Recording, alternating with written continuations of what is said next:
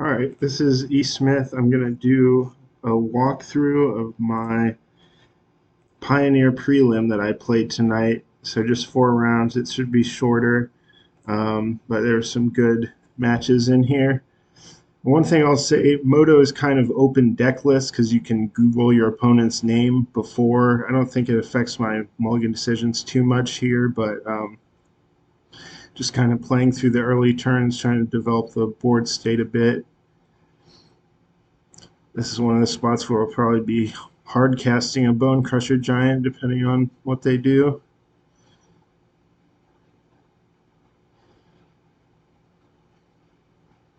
Yeah, just run one out there. It resolves, which is nice. They use a Field of Ruin, which would be nice if we had a way to use the mana, but we didn't. So here we can light up the stage before playing our land. I play the Viashino just to use it, and because that versus playing a Bone Crusher, you're getting 4 damage over the next turn cycle anyway, so it's not that different. Just fire off an instep, play with fire, and bottom that. I'm feeling pretty good about the position here. They have a big Shark Typhoon, but I'm able to double stomp it. Just want to keep my Bone Crusher alive. Might as well just put the other Bone Crushers in exile and get down the Kumano using all my mana. So they have main deck Meat Hook Massacre, which is pretty rough. Go up to 5. And draw the Wizard's Lightning, which I just fire off right away because it basically forces them to have Field of Ruin or Life Gain right now, and we can just respond to the Kumano flipping by doing that so that they don't remove our creature and gain a life in response or something.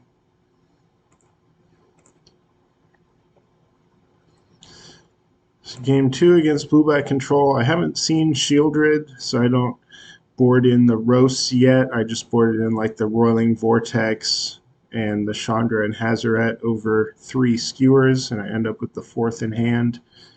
Leading on Kumano, and they lead on the Filigree Silex, so I play a 2-drop, kind of try to diversify and force them to pop their Silex.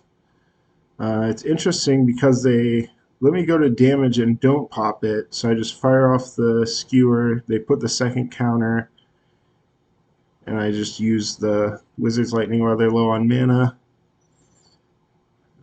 Here they have a Jace, Architect of Thought, so I split the Fatal Push by itself, they take Gear Hulk and the other one. So now they blow the Silex, I put them to 4, put them to 2. I have that. For this Jace activation, I split Kalidas versus 2 other cards. They take Kalidas and play it, and I just draw the Ramming Up Ruins to kill them Xaxes.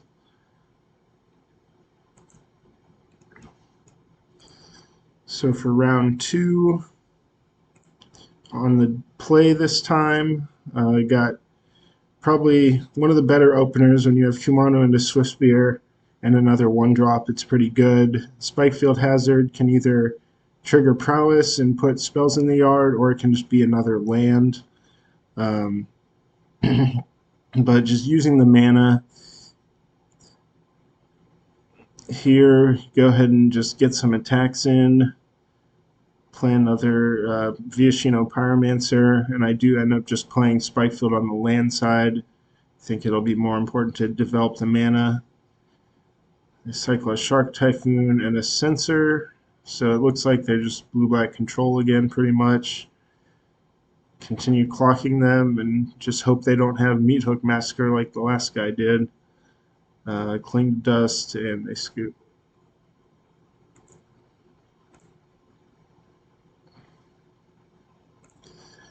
So game 2 on the draw. Again, I have not seen Shieldred yet. So I don't think I boarded in the roast game 2 just because you never know. Sometimes they could be on Archfiend of the Dross. And this hand is pretty shaky. I mean, you've got the Sokens on, got the light of the stage to dig into gas. And here, because they're representing Fatal Push, I end up just using the the 2 cards to trigger Spectacle and light up the stage. So we've got still a bunch of lands. We go ahead and attack first in case we can get through, but they have a cut down. And it's kind of a weird play. I don't know if I'm just supposed to hard cast Bone Crusher, but I end up just stomping and lighting up, setting up the next turn. Chandra potentially tick up to use the play with fire. I just slam it, make them have something, and they do have Sinister Sabotage. So the play with fire gets wasted, but that's fine. We still have a few creatures. It's hard to say here with the sequencing. I end up leading on Gitu. I have another cut down. Now I can play the Bone Crusher and Soul Scar. And they have 2 removal spells, so it doesn't really matter the sequencing, but it is good to keep in mind the Edict. Here we can light up, hopefully dig into something.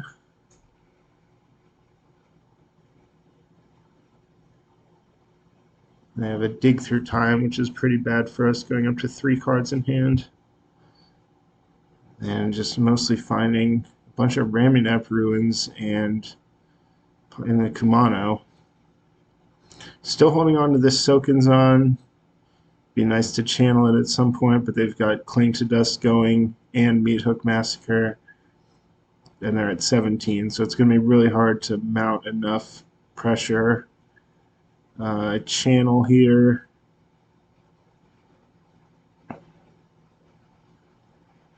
Kumano flip next turn and just pass. They're still cycling sensors and stuff. So they can't quite activate Hall yet. They're 1 land away. Wizard's Lightning, no Wizard. So I get in with everything, and they have the answer for the etching of Kumano.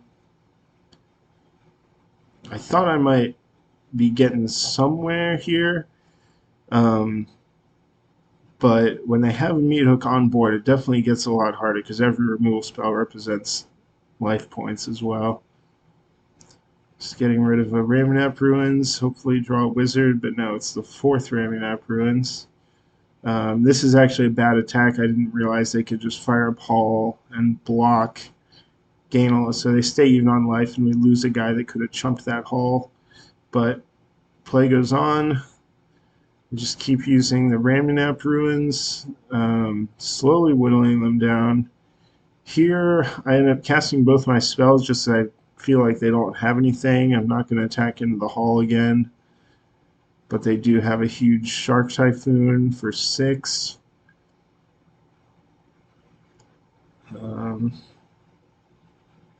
Still keep doing the Cling to Dust. And we're starting to be on a pretty quick clock now. So here they could attack for 13, putting us to 1. They have Memory Deluge. Guess we just play the Kumano, fling a Ramunap, and hope to top deck like a Wizard's Lightning. But if they remove our creature again, they just go up to 4 and be out of range, and we're pretty much dead. Yeah, Field of Ruin. And it's not, it's just another land. So yeah, at this point, I mean, I am forced, I guess not quite forced to chump. I still just go to 1, but there's not too much game left to play here, especially when they land a Shieldred. It's just going to put the game away too fast and put them out of reach of any type of burn spell. Like, again, if we draw exactly Wizard's Lightning here, we could maybe do something, but it's just another Lava Runner and concede.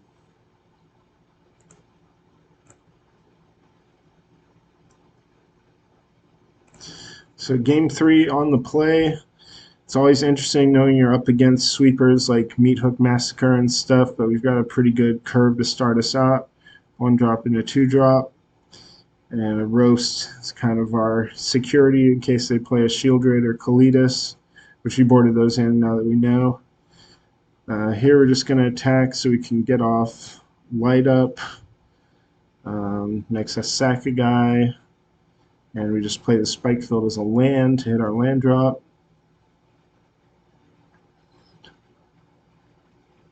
So Gitu Lava Runner, we only have one spell right now. So I'm just going to use the Swift Spear, get in with the intention of lighting up. But he ends up cycling, and I want to keep my Viashino around and get the prowess trigger. So I just stomp, let the light up go away. Here we're going to get in. He'll Fatal Push.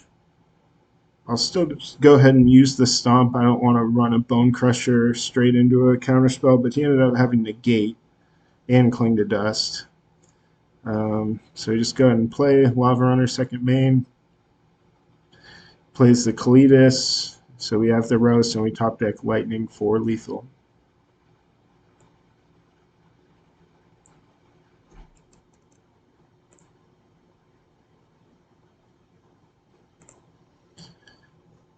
All right, round 3, we take a mulligan and keep a pretty good 6. It's not ideal, but I did look up. It looks like my opponent's on mono green, and the first hand had no way to kill an elf, which a lot of times is just a mulligan. You're going to be too far behind to come back if you can't answer that elf a lot of the time. But if they have Oath into Wolfwillow, that's still pretty bad. We're just going to try to maximize damage. We play 2 creatures, which is rough. I just pick off the elf, just choke the mana, and like we're running into this brick wall anyway. And from this point, it's going to be very hard to win once they start putting a bunch of huge creatures into play. We have to top deck like 3 straight burn spells, and we're on a probably going to be a 2-turn clock, so just scoop it up.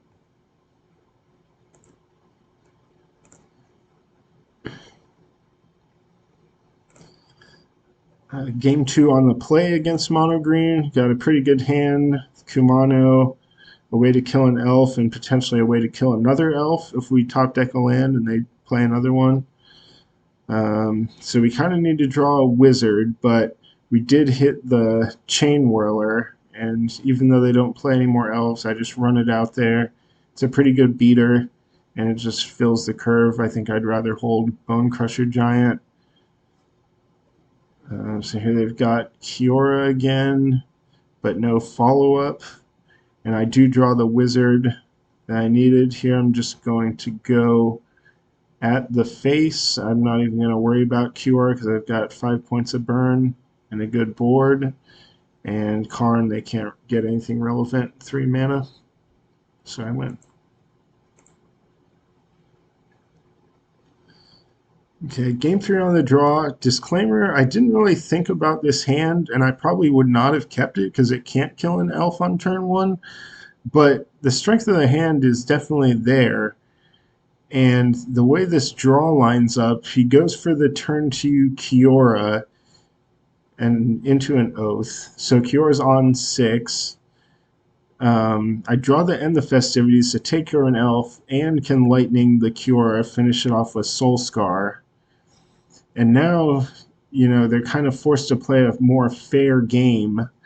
Here I just go straight to combat, bolt to elf. I kind of want to light up into a land and another removal spell, but it's Kari Zev's Expertise and Monastery Swiftspear. They play a Karn for Pithing Needle on Den of the Bugbear, which I found pretty weird considering I'm on 2 lands, missing land drops. But here I'm taking care of the Karn. I'd like to be able to kill this elf, but I don't want to use a roast on it. And notably, even if I flip my Kumano, roast is not going to exile Old Growth Troll as long as Soulscar Mage is on the battlefield, because it doesn't get dealt damage. So I'm just kind of going wide. I was hoping that he would maybe kill my Soulscar Mage, but they have another Kiora. Get in for 4 and just untap it for free. Here I go everything at Kiora in the hopes that they make a weird block like this, and then I can play with fire the troll, shrink it, and then it gets exiled Cure goes down to 2, but they lost their elf. And here I just Pyromancer the Kiora, get in. I know that next turn I'm probably going to have lethal regardless.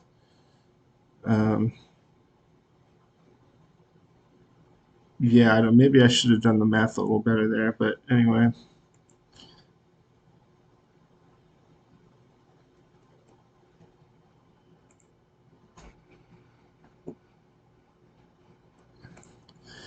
All right, so this is round 4, the finals. I'm on the play, and I know my opponent has last played black-red mid-range.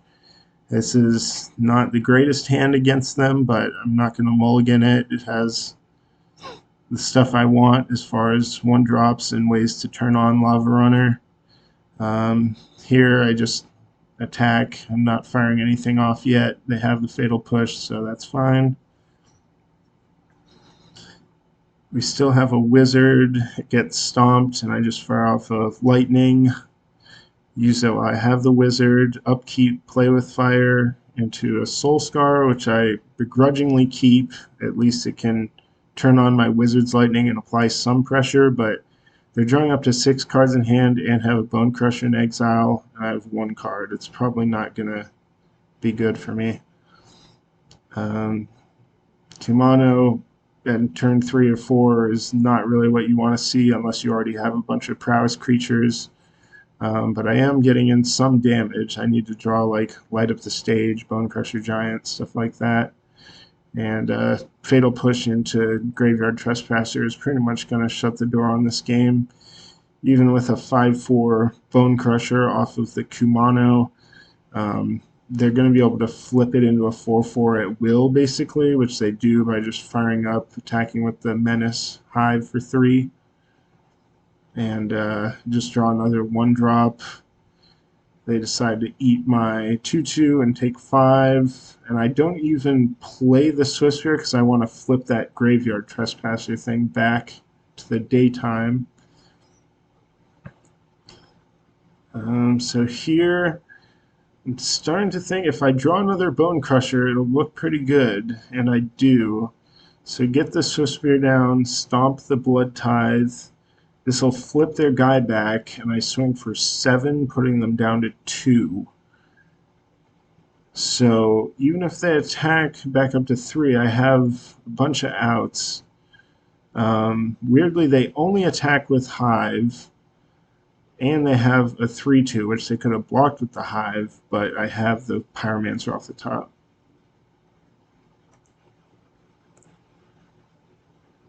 So I kind of stole that one, game 1. Game 2 on the draw, even with a nice hand like this, you're probably going to have a rough time. It's nice when they lead on a tap land and not like a Duress or leave up Fatal Push, but even if they do leave up Fatal Push, when you have Kumano, it makes it a lot easier to kind of get multiple threats down in a turn. A lot of time you just have to be wary of what you can play around, like Stomp.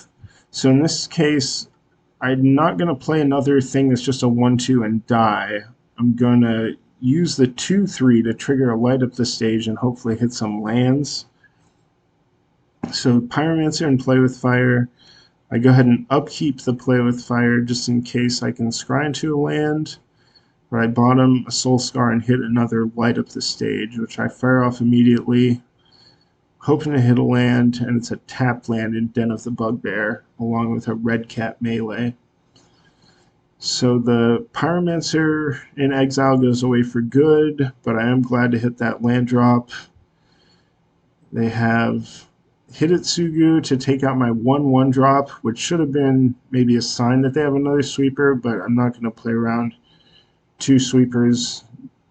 I don't know. When they have 4 cards in hand, I'm just going to make them have it. And unfortunately, they have Extinction Event. So I could have played the Pyromancer to try to play around that, but it's tough at this point. Once you're getting to that time, it's like, what can I really afford to even play around? There's still maybe a little bit of hope, but it's dwindling fast, and they have Shieldred.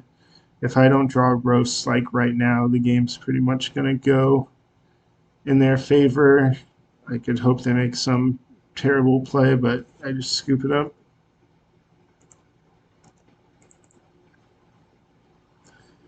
And game 3 on the play versus the feared Rakdos mid-range matchup. I have a pretty good opener, Kumano, and a turn 2 light up the stage if I want. Could try to play with fire in the upkeep and scry into a 1-drop when they play a tap land, so I go ahead and do that. Find another Kumano, so just leave that on top and play it, which is, it'd be nice to use the light up the stage, but I have 4 drops in my deck, and I just want to get the early pressure going. So here I draw a Swift Spear, which I can use to trigger off the Kumano. Again, that makes it protected from Stomp, which they go ahead and just stomp the etching anyway. That's fine. I can go ahead and light up the stage now and just hit a couple mountains, which is not great, but gonna try to keep pushing through, and they don't hit their 3rd land drop, which helps. So here, go straight to combat.